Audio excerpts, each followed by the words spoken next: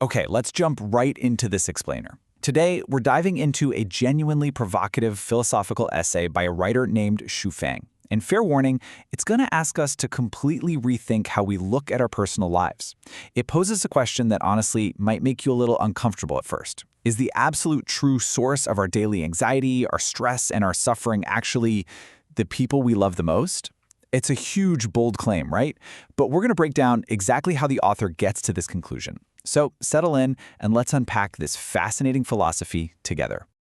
We kick things off with the author's foundational, really existential question. Where exactly has all our time gone? I mean, what on earth are we actually doing in this world? Xu Fang observes that humanity is just stuck in this constant state of rushing. We're always hurrying through our days, bouncing from one task to the next, one obligation to another.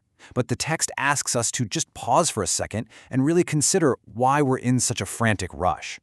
According to the essay, because of this nonstop hurrying, we are completely missing out on the deep, true meaning of life.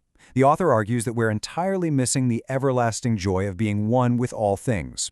There's this profound, eternal joy that comes from connecting with the world around us, a state of just absolute tranquility.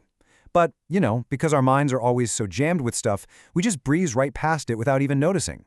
Think about the beautiful natural phenomena the author claims we just blatantly ignore. I mean, how many times have you actually stopped to quietly watch a sunrise or a sunset?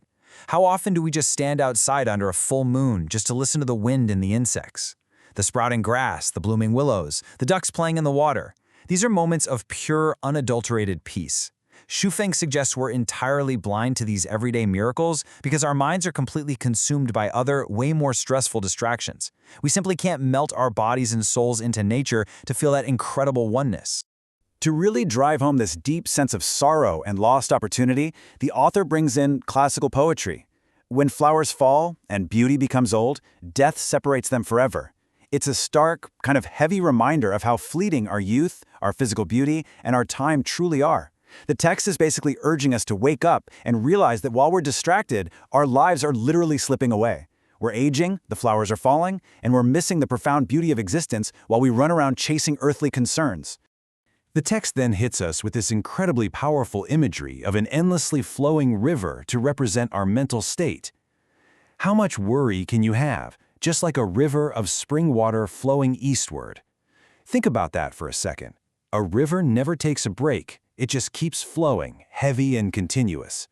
The author uses this metaphor to show the constant, inescapable worry that absolutely dominates our human experience. We're essentially drowning in an endless current of anxiety. So the crucial point the author asks us to consider is this: why are we busy all day, and who are we actually busy for? When we look back at our lives, who actually killed our youth?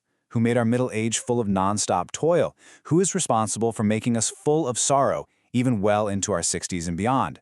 Now, we usually like to blame our jobs or society, right? But the author has a very specific and highly controversial answer. Here is where the massive paradigm shift happens. Xu Fang argues that special relationships are the actual root of all our misery and distress.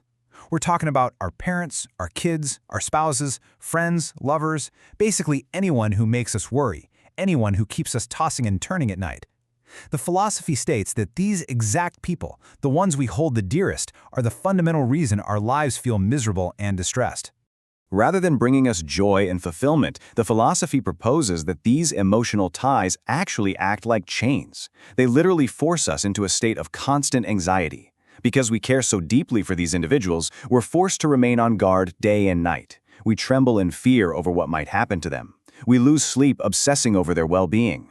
According to the text, these relationships rob us of our basic ability to even eat or sleep peacefully.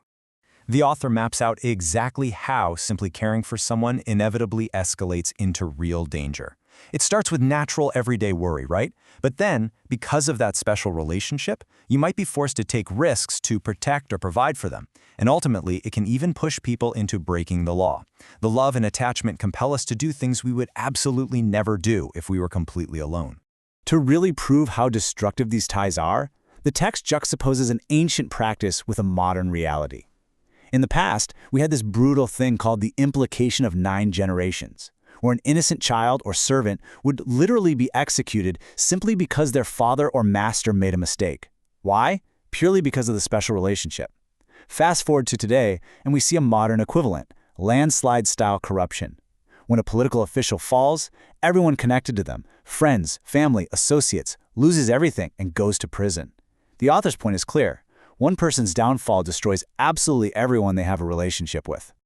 The author even points to a dark, extreme anecdote to drive this home. The text mentions a man traveling all the way across the world to Australia to commit a murder.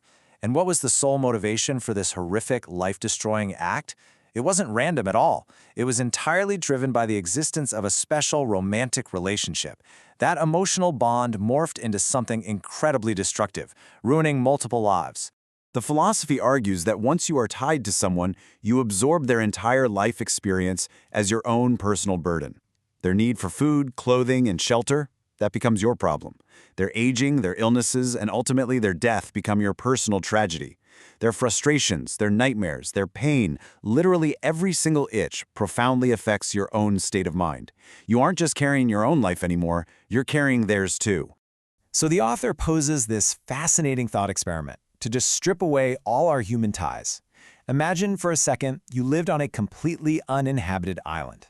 You've got plenty of food, so survival is totally covered. But crucially, no one in the world cares if you live or die, and you have absolutely no one to worry about.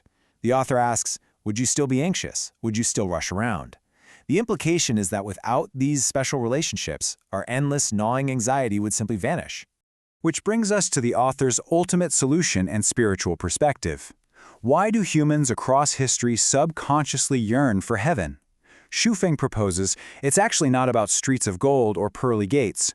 The real reason we desire heaven so much is because it's a place completely devoid of these burdensome special relationships.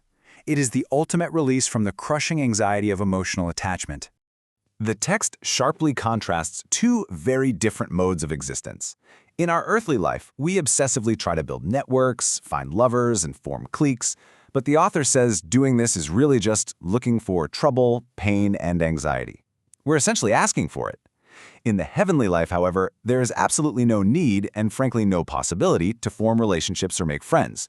It is a state of pure, completely unattached existence. According to the text, there's actually a specific hierarchy to heaven. As you ascend through the different realms, human ties are progressively and completely erased. In the 1,000-year world, you might know your mother for a few brief years, but never your father. Move up a level to the 10,000-year world, and biological parents don't even exist. Finally, at the very highest level, the Celestial Islands continent, there are absolutely zero special relationships between any individuals. Complete, utter detachment. The stark warning the author gives us here is pretty profound. Whenever you form an emotional bond or an interest-based connection here on Earth, you aren't just causing yourself anxiety. You are actively drifting further away from this heavenly ideal.